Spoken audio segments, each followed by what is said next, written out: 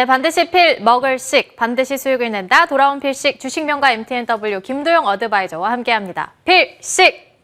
필식! 네, 필식. 간밤 미 선물이 상승분을 반납하면서 우리 증시가 긍정적인 분위기 이어가지는 못하고 있습니다. 그리고 여전히 코스피 박스권에 갇혀있는 느낌 받고 있고요. 그래도 긍정적인 건 통화 정책에 대한 부분이 선반영되지 않았나 하는 기대감 정도는 불어오고 있습니다. 다음으로 종목 이야기로 넘어가 보면은요. 안정적인 수익 내기를 좋아하는 김도영 어드바이저가 이게 무슨 일일까요? 어제 원익 IPS 말씀해 주셨는데 정말 하루 만에 10%대 급등세가 나왔습니다. 오늘 이 종목 꼭 점검 받아봐야겠습니다. 필식의 300초 전략 시작해 보겠습니다.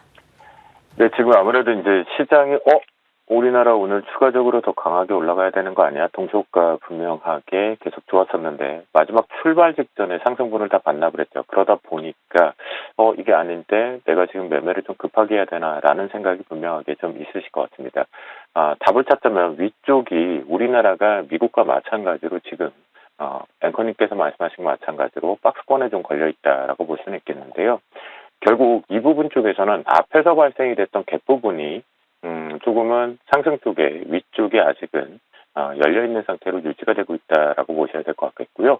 이 속에서 이 하락되었던 갭을 메꾸는 반등 구간이다. 그런데 자, 이 말이 어렵다면 그냥 이렇게 한마디로 정리를 하죠. 지금 right now로 9시 지금 25분이 지나가고 있는데요.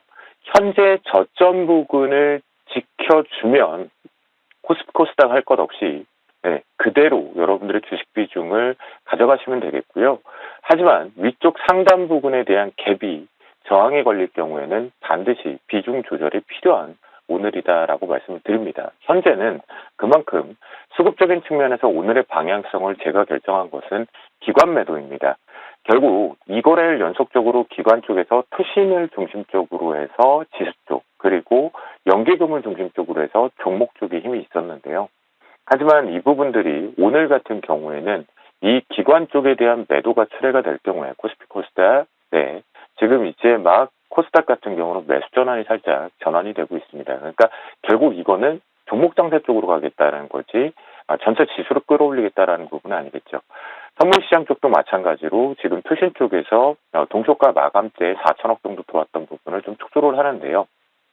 이 부분의 특징 중에 하나는 기관 쪽이 공격적으로 매도가 나오지 않는다라는 게 여러분들과 제가 지금 보고 있는 그대로의 부분입니다.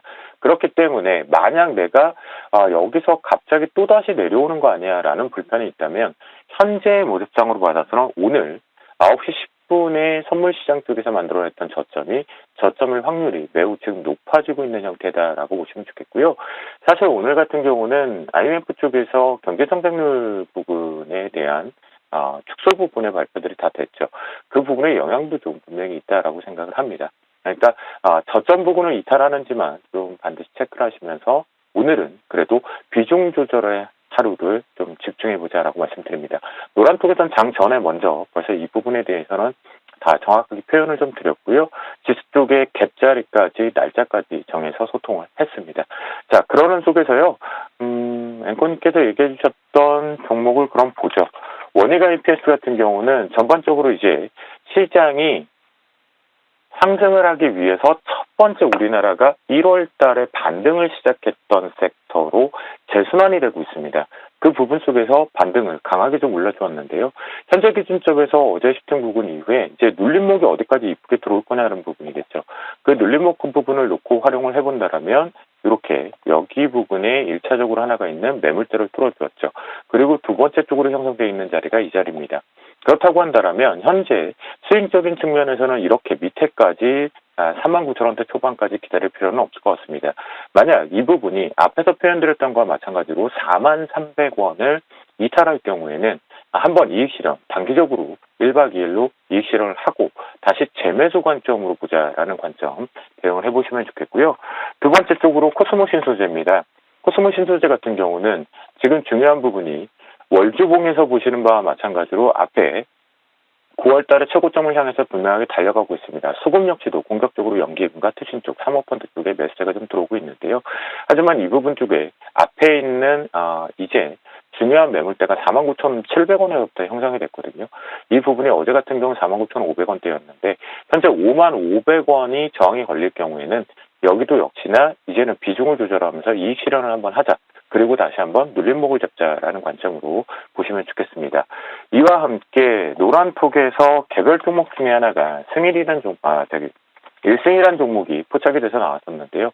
역시나 단기 급등이 나왔습니다. 이런 종목군들 같은 경우에는 소통을 하면서 해서 개별적인 트레이딩을 하시지만 역시나 이 마찬가지로 또 눌림목이 좀 발생되는 구간이기 때문에 이 부분이 저는 시장이 아직까지는 계속 가야 된다라는 부분과 가는 모습을 만들어주고 있다라고 판단하는 것 중에 하나는 바로 주도 업종 부분에서 업종이 선택되면 대형주에서 소형주까지 이렇게 조선주 같은 경우는 1승까지로도 만들어졌다라고 보시면 좋을 것 같겠습니다.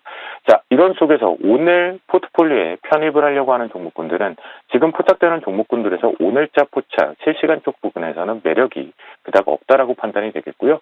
전일 포착되었던 종목 중에 하나인 바로 테스라를 포트폴리오에 편입하도록 하겠습니다. 자, 테스라 같은 경우는 여러분들이 보시는 바와 마찬가지로 최근 들어와서 사모펀드와 투신 쪽에 매수 공격성이 좀 들어오고 있다라는 부분을 볼 수가 있겠고요. 눌림목도 이쁘게 만들면서 이제 최대 주주의 변경 이후에 다시 한번 고도 성장 쪽으로 같이 동반해서 손잡고 가자라는 부분입니다. 이미지 센서와 구동 IC칩과 같은 쪽으로 시스템 반도체 테스트 기업이다라고 보시면 좋겠고요. 요즘 하반기는 더 공격적으로 할 수 있다라는 부분 강점 보겠고요. 그런 부분에 놓고 본다면 손절 라인만 지키도록 하겠습니다. 손절 라인 같은 경우는 44,000원 제시해드리도록 하겠습니다.